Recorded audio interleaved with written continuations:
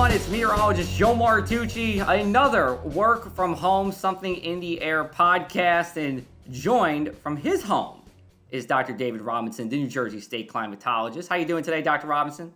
Doing fine. Hey, Grateful to be so. What's that? Grateful to be so. Yes, I know. We're all trying to stay safe, and we're recording this on May 4th. We had some of the state parks opened on Saturday. I actually went over to Forsyth, the National Refuge, and it was beautiful because it was like mostly sunny, and there were people, but everyone was either in their car or staying socially distant. But I don't know if you've ever been out there, but I saw the Forsyth sensor that is on the New Jersey State Climatologist website. But it was a really nice time. So I know you were busy this weekend, but did you get out at all? I got a walk in each day, but it's the last week of the semester, so that means, constant work. Yes, I got you. And how is it with finals and getting ready for that from a working from home and learning from home perspective?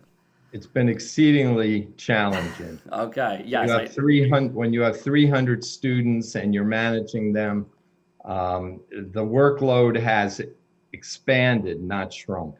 Yeah, I don't know. I would agree with you in the sense that a lot of people say, "Oh, we're not working as much." Like my dad, for example. Yeah, but I think you're still grinding away. I'm still doing my thing. I mean, great minds think alike, maybe work alike.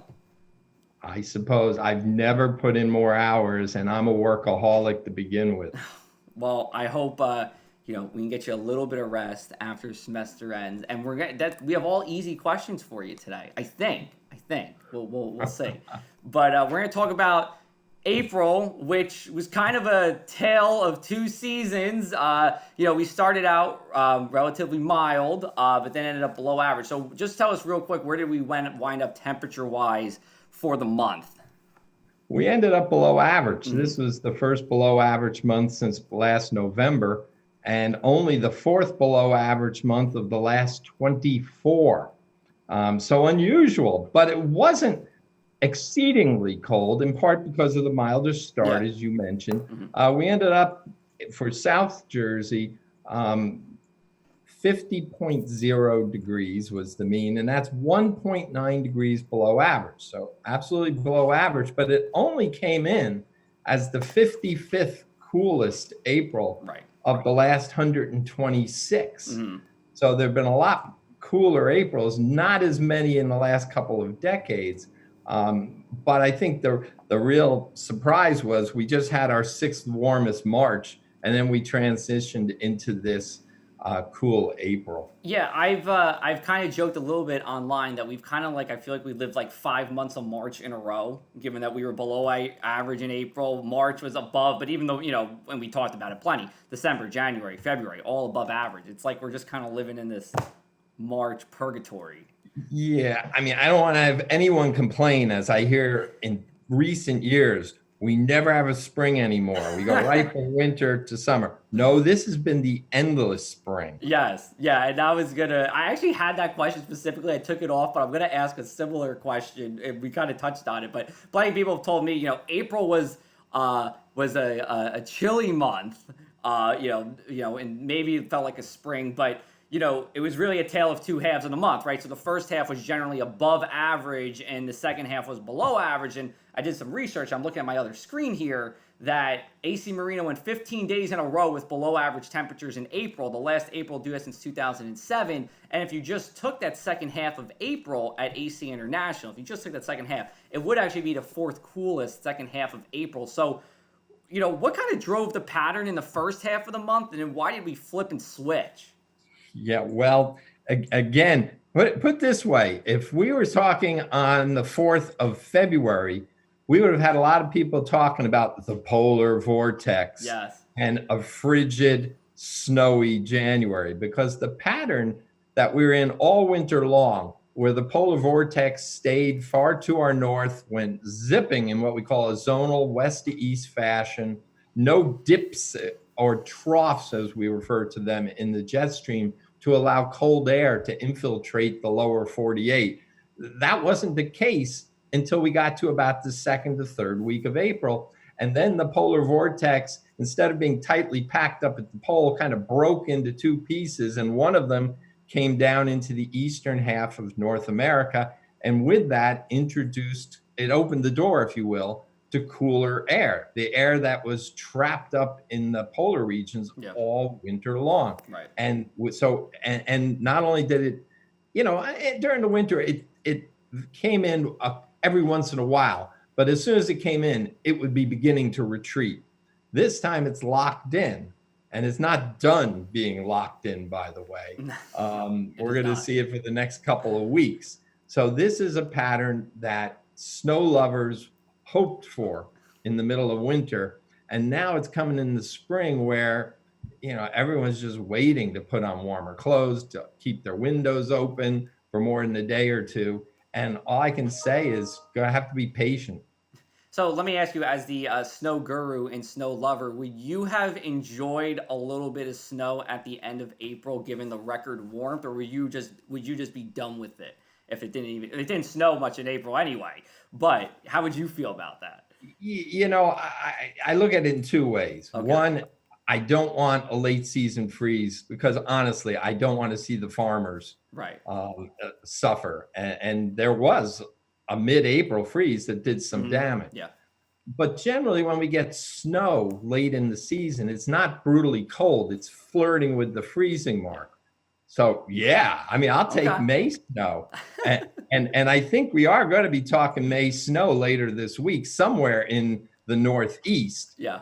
You may want to add to that, and that's your forecasting dilemma as we get to the end of this week. Yeah. Even in New Jersey, perhaps. Well, yes, the end of this week, and depending on when you're listening to this, it may have already happened, but just around Mother's Day weekend, there is a storm system and a good amount of cold air available, and enough cold air where northern New England, accumulating snow, but even in, Sussex County, some of our higher elevations in Passaic County, a couple of flakes mixing it with some rain. I mean, this is maybe going off topic. I know it's not South Jersey, but how rare is May snow in New Jersey?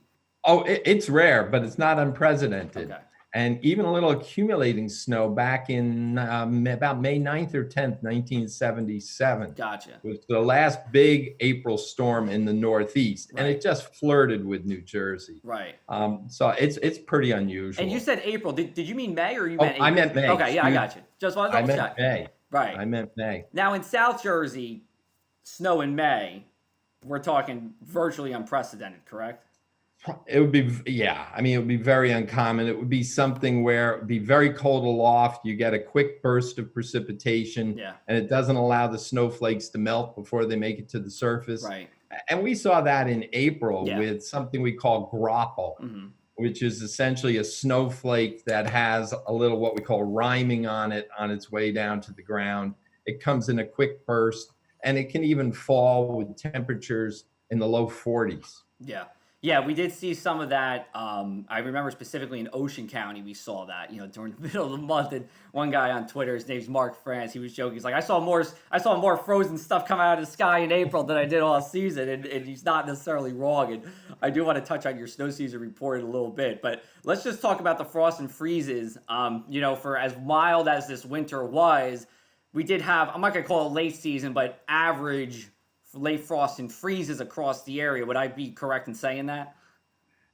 Well, I won't even say it's done yet. And anyone who's in the Pinelands, inland South Jersey knows that even in May, you can get a frost, which can occur with the air temperature in our shelters 1.5 meters, 5-6 feet off the ground being above freezing. But down right at the surface, you can have frost, and you can even have a freeze.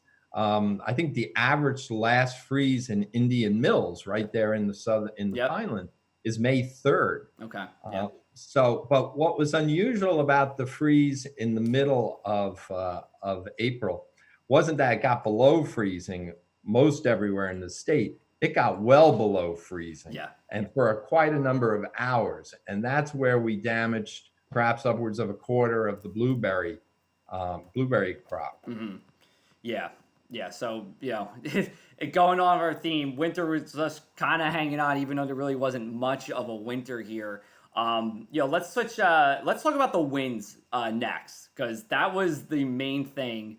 I think in April, if we weren't talking about how chilly it was in the second half, we were talking about the winds. And I'm just gonna read off some gusts that were at AC International Airport. On the 9th, we had a 59-mile-an-hour gust. On the 10th, it was 62 miles an hour. 73 on the 13th, and I'll talk about that in a second.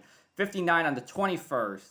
55 on the 30th, and that 73 on the 13th might be the highest non-thunderstorm wind gust in AC International Airport's history. Does that mean a lot? Not really, but it's just something cool I think I found.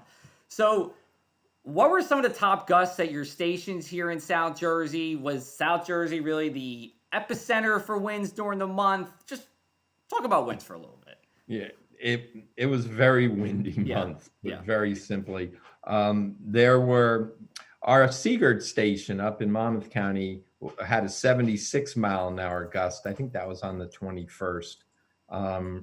And some of our other stations, we had a station in West Cape May, and that station, the anemometer sits about 3 meters, 9.5 feet off the ground, as opposed to many of our sensors are about 30 feet off the ground. Right. So we have a variety out there. And it hit 69 miles an hour at 3 meters. Yeah. That's pretty impressive because of the friction of the wind going across the ground over trees and buildings and all. The winds blow at a lower pace the closer you get to the ground. As you get above the ground, the winds tend to blow faster. Yeah. So that was darn impressive. Yeah, and we had Congress Hall in Cape May, part of the roof collapsed. We had another Victorian in Cape May, the roof came off, and I think the viral video that came out was in Summers Point, where at the Marine, the roof you just saw it just kind of like blew off like a tarp, on the roof, and that was. I don't know if we know for sure, but the kind of the things going around in our weather circles, that was from a gravity wave, and I don't know if I'm going to bore everybody with the details, but it's the way that air sometimes moves. It kind of pushes back down on the surface, and you get that. And it wasn't from a thunderstorm, because actually, if you track the radar, it wasn't. The heavy rain didn't. Excuse me, the heavy wind didn't come with the rain. It was actually a little off balance. Good. I'm sorry. Before it. Correct. Yeah. So it wasn't. Oh my God! Here comes like a line of thunderstorms, and woof! There it was. It was a little different with that, and it pretty much just like ran right up the parkway, because you saw everywhere from, we said Cape May, Summers Point, even into Galloway, I think Little Lake Harbor that day, that was an 81-mile-an-hour wind gust, or Mystic Island, all the same, Mystic Island's Little Lake Harbor. So incredible. I know we were talking about those winds, in the sensors, but incredible. Yeah, no, and there were some reports outside of our network of a few gusts, Barnegat Light, Island Beach State Park, Mystic Islands, of 81, 82 mile an hour gusts. And I know you and I and talked with the Weather Service and Matt Gerbish here in my office. We all tried to determine just whether these were really realistic obs. Yeah. We want to know about the instrumentation. We want to know the ownership of the site before we would accept it. And my conclusion is, first of all, you had 3 observations from 3 different sensors. Yeah. Down the road in Harvey Cedars, I think we were 67 miles an hour with a gust that late morning. Yeah. So I think the 80 mile an hour gusts were realistic. Incredible month for winds. And something else, I just want to touch on this a little bit. We had a lot of these events, and they were southerly wind events, strong southerly wind events, which a couple people at the Weather Service and I, just kind of casually talking, whatever, we just found that to be kind of rare. Usually your strong winds are coming from nor'easters, right, a lot of times, or tropical systems or thunderstorms, but not so often from something we call a synoptic or a large-scale southerly wind event. I don't know how much you could specifically say, but would you say having these events, 3 events by my count, is pretty unusual to have in such a short period of time? Yeah, no, there's no question. It was unusual, and the fact is, it had to do with the storm track. We had these storms, as we did during the winter, they just weren't as strong going up to the west of us, and that brings the southerly winds ahead of those storms. It was pretty unusual to have, but it's all part of the seasonal transition too. It's still winter up to the north, it's Yeah. summer to the south. So there's a Right. lot of energy. And with that dipping jet stream that finally came around, this winter with it going west to east, the storms kind of just shot out. And we didn't have as much of that energy involved. Yeah. But we had the energy here. We had the right storm track. If the storms had gone offshore, off the coast as nor'easters, the winds would have come in from the northeast, Right. the nor'easter, the traditional route. But being that the storms are tracking a little to our west, that's what made, as you said, multiple occasions, as recently as the storm on the 30th, southerly winds predominate. Yeah.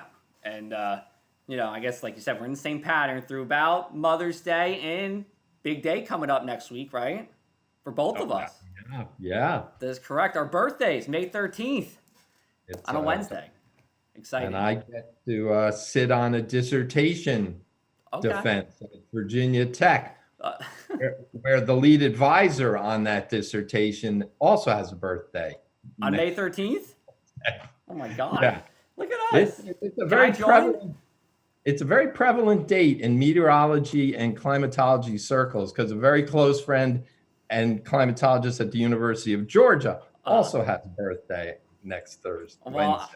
I would just want to say I'm so glad to be in the company of such highly esteemed people on May 13th. Yeah, especially highly esteemed and much older people. Just very slightly. Look, I got the gray hair coming in on the side. You can see it over there. All right, let's talk about the precipitation. I think most people would say, oh my God, like we couldn't catch a break with the rain. So, where did we stack up in South Jersey throughout the month of April? I think most would be surprised to learn that about average. 4.07 inches is the average for the southern half of the state. And that's 0.21 inches above average, which is pretty darn close. Now, precipitation, if you get into means and medians, and I think we may have talked about this a long time ago, it's what we call skewed to the low side. So it's actually the 40th wettest of the last 126, even though it only averaged just a little bit above normal, because the median is down in the 3+ inch range. Right. So a little bit damp, but not as much as one might think. It was more just the persistence of the damp, cloudy conditions. Yeah. And it also speaks to the fact that those storms went up to our west, not to the east, where they'd have a better ability to pull water in off the ocean and really soak us. So a couple real soakers, but not the wetness that I think many people think the month provided. Yeah, and kind of going in the same line of temperatures, yes, there were wet periods, but just like there were cold periods, but overall it was not as much as you would have thought. But I guess that was probably pretty good for the wildfire aspect of things. I mean, we did have the one fire at the beginning of the month in Cumberland County, which I believe was about 1,000 acres. But other than that, and you can correct me if I'm wrong, I didn't hear of anything too much widespread after that. No, and I've been in touch with the Forest Service as recently as this weekend with a colleague there with who we work with our weather network.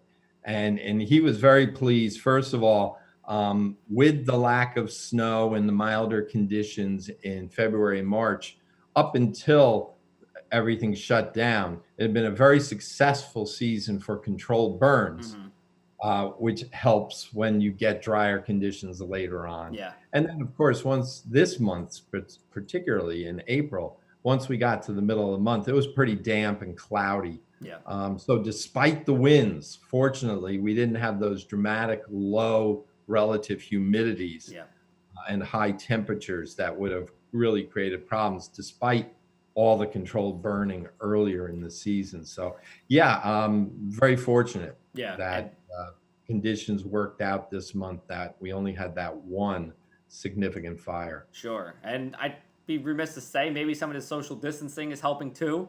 People aren't necessarily outside. 99% of wildfires are caused by humans, at least here in New Jersey. That's what Chief McLaughlin said. So maybe that has something to do with it. But the weather, of course, is a big help. Yeah. Yeah. Just another variable to throw in, one that we wish we didn't have to. Good old people, leave it to us, the humans. Going back to precipitation, the Coco Ross Network, which is a volunteer network of observers all across the country. you know, you have it in New Jersey, you're in charge of it. How did in terms of the storms we had this month, how did that factor in? Did you find it to be a nice benefit for you during the month? Was there anything you were maybe able to pick out of it that you wouldn't otherwise if the network wasn't there? I looked at the numbers as I was pulling together the April report this past weekend, and our bigger events where we had rainfall stem to stern in the state, we were getting about 250 volunteer reports, which is just fabulous, Yeah. by the way. During the winter, we were getting 230, 225 reports with similar situations. Now, there's multiple reasons for that. One, there's a little bit of recruiting that you've helped out with, and we picked up some new observers.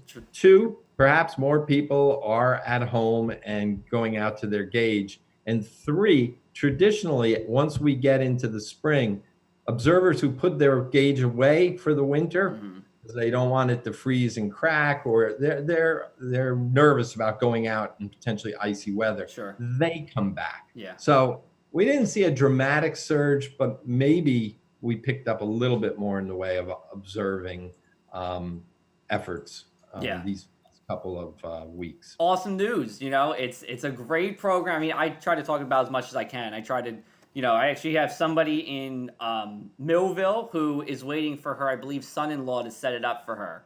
And she's going to get going. So, yeah, it's a great program. CocoRoss.org is the website. You can contact me if you have any questions. I can... maybe I might point you over to him, but I can definitely help you out. At least point you on the website and how to help you get set up. Unfortunately for me, my CocoRoss gauge is at the office. So you've been having a lack of Pleasantville observation, so I apologize for that. But once we are all back, I will continue to report as usual. Let's go from... Because let me add, as we get to the summer season, it's all the better that we have more observers, because as anyone watching this is probably into the weather, that's right, they know the rain becomes patchier with thunderstorms during the summer. So we don't have those blanketing kind of storms where fewer observers and our automated network can carry it. Oftentimes it's really important to have local observations when it comes to assessing flash flooding. And should we dry out, the reports of no precipitation are very important to farmers when it comes to filing for crop insurance losses and things like that. So there's real practical reasons why we need more observations in the summer in many respects than we do during the cooler half of the year. Yeah, and again, it's CocoRoss.org if you want to sign up, and any time of year you want to sign up is great. And like Dr. Robinson said, during the summer is really good, for thunderstorms. We'll wrap up here a little bit. We'll keep it in the precipitation bubble, but we'll talk about snow, or the winter that wasn't, or snow, N-O, capitalized. You had your seasonal report that came out on your website, and I believe, let me just go back to what I have here. You called it a dud. Quote, a dud. Yeah. We already did talk a lot about this last month, where we said it was, record low snowfall in March with 0, record low snowfall for the season. I'm guessing this is probably your final comprehensive report. Anything new you want to share on that front? Yeah, we pretty much wrapped it up. I mean, we had a few traces of snow in South and Central Jersey in April, and a few instances of just a little measurable snow at higher elevations in North Jersey that added a tenth to their seasonal number. Yeah. It didn't affect the state numbers. So, we're going to go in the record books, third least snowy winter, going back to 1895 across the state, and the least snowy winter from Burlington Ocean south. Right. And you can visit our website. You not only can read a narrative about that, but you can see a map read it and weep if you're if you're a snow lover. There's not a lot of bright colors on that map in South Jersey, unless you want to count white. What is it? White is your lowest one? I'm trying to remember off the top of my head. Yeah, zip, 0. Yeah, kind of ironic that white is our lowest snow. You should have done like brown or something. Yeah, but I just did a webinar last Thursday for the Northeast Regional Climate Center, and there I did a snow season summary for the Northeast. And you go up to Caribou, Maine, They had on the order of 100, don't quote me, 137, 140 inches of snow this winter. It was their 9th snowiest winter since 1939 and the 2nd longest duration of snow cover. They had 159 straight days with snow cover. And the only year that had more, interestingly enough, was last winter. So, you want snow this winter, head north. I think you need like a winter home up in Caribou. You can enjoy it. They're on the Tug Hill Plateau that's off of Lake Ontario. Yeah. All right, let's wrap it up here for sure. Besides your wonderful birthday on May 13th, what else do you have going on? I know you have finals coming up, but anything personal, professional, otherwise, what's going on during the month of May? Well, I'm supposed to be in Colorado for a meeting that focuses on kokoras later this month, but we're going to do it online. Yeah. Supposed to have the state climate meeting was going to be in New Hampshire. That was postponed, but instead of having in late June, we're going to have it for a couple of hours every Friday afternoon in June. So it's a happy hour conference. Then I was supposed to go to a snow meeting in Toronto, and that's just been postponed for a year. So I guess I'm going to be home catching up after an incredibly busy semester. All right. Well, we will wish you, and the family the best, and you're staying safe and get, a little bit more exercise. I know you say you're going for your walks, so keep going with the walking. As always, I appreciate talking with you here about the month that was. I mean, when we come back in June, I don't know where we'll be. I might be back here. I might be at the office. You're probably gonna be home, I believe. It's just a wild times. But we have Memorial Day weekend coming up. Again, don't know what that's going to bring, but summer is coming. And hopefully by the time we chat next month, we can say we're done with the 50s. We're done with the low 60s. We can get over more 70s and 80s. I think we can do that. Well, the National Weather Service still thinks the summer as a whole is going to be warmer than average, and that's been the case in recent years. So, you're going to be putting away the woolies and getting out the summer clothes pretty soon. I'm looking forward to them. I'm wearing long sleeves today because I figured, I might as well break it in. I might as well use them before it starts to get too warm. So I'm trying to wear them now. But hey, no, I appreciate it. And thanks for sharing your wealth of New Jersey expertise with us this month. Be well, stay safe, and happy birthday again. And we will chat next month. Happy birthday, everyone. Be well. All right, sounds good. This is the Something in the Air podcast brought to you by the Press of Atlantic City. We do this the first and third Wednesdays of every month. Be sure to look out for us on our website, on the Apple Store, or on YouTube. Take care.